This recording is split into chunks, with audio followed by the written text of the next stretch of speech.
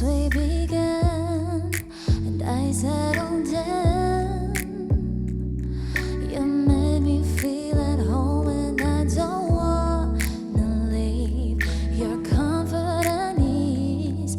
I never wanna go back to the way that I was, 'cause I'm in a state of mind. Finally feel like you're mine, but I don't mind.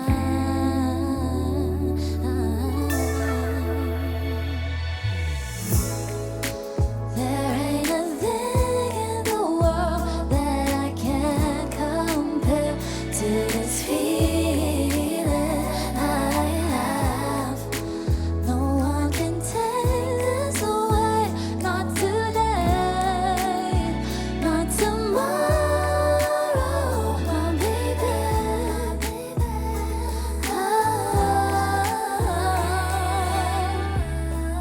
It's hard to escape, but now it's too late.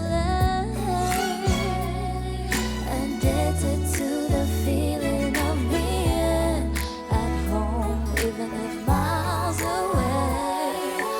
How'd you make me trip and fall so easily? 'Cause I'm in the state of mind.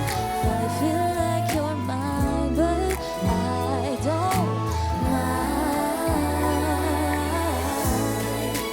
There ain't a thing in the world that I can't compare to this feeling I have.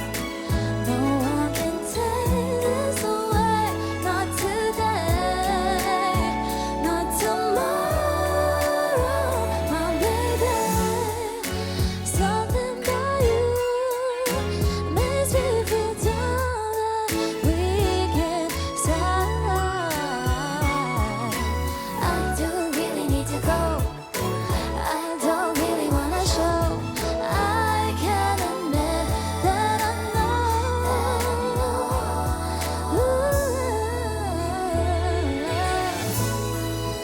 There ain't a thing in the world that I can't compare to this feeling I have. No one can take this away, not today, not tomorrow, my baby. There ain't a thing in the world that I can compare to this feeling I have. No one can take this away, not today, not tomorrow, baby.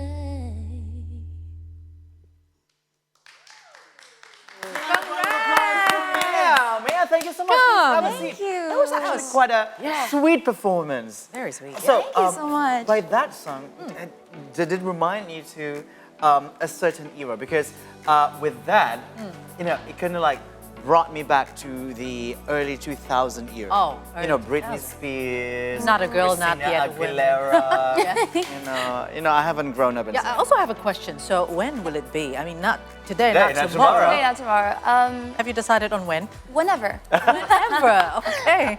Mea, thank you so much for being here. So, congratulations, by the way. Thank you for so this much. new single. So, this is a single, right? Yeah, this is a single. So, does it belong to any EP or any album? No, this song specifically, it's just a single, but in the future, maybe I'll make some kind of EP or something, but this one is solely just a single. Yeah, tell us more about the song. Yeah, so Not Today, Not Tomorrow, I released about a month or two ago, and it's basically about feeling love for someone so much that it doesn't matter when it is, hence Not Today, Not Tomorrow. So it's like, So it never it's- expires. It never expires, exactly. So it's whenever and wherever I am, I will still have love for this person. That's quite sustainable.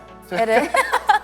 With the theme of sustainable that has been on this world, COP26, 27, 28, so everything has to be sustainable. That Including loving love. feeling. needs to be sustainable Exactly. as well. But okay, Cool. Mea, we saw that in the previous, I mean, in your performance, we saw some writings that from that we also learned that you wrote the song as well. Yeah, I did write the song. So, did you ever go on a like formal training or formal, Was it just a probably pure talent that you education on making music? Because as far as I know, making music and also writing music is a whole other level of difficulty. Yeah. I mean, you play music. I do play You. music, but sometimes what we play is based on what we feel or a journey of life or something like that. Right. So what about this song? Yeah, so I've never actually had any formal training to do music, to sing, or to really write, but I've been raised in a very musical household. Oh, so it's kind of just brought up since my childhood, because my Yeah. dad used to play all types of music to me, and I think he inspired me a lot about my influences. Like you said before, this song is very 2000s, Yes. 90s vibe, and that's when I was growing up, So I wanted to create a feeling for the listeners to have some sort of throwback, some sort of song that reminds you of being in the back of the car while your parents are driving. Oh my God, And you're just at the yeah. back, looking outside the windows. I That's can how actually imagine that. Did this song, or does this song is specifically directed to somebody or addressed to some? It is actually, but I don't like to mention that because I okay. want the listeners to have their own interpretation. Yeah. Okay, 'Cause it could- whoever you are out there, you have to know this. You have to know. You know who you are. Yeah. But okay, so talking about the genre, do you were you drawn to this genre instinctively, or you have to do some sort of research on what type of song that could actually match your trial and vocals error or something or the good market and then things like that? Yeah, More that's too extensive very. research. Yeah. Very important. So I think I'm pretty blessed to have a voice that fits the genre that I do like. I love listening to R&B since I was a kid anyways. So it wasn't hard for me to kind of implement that in my songwriting. And thank God also my voice fits the genre as well.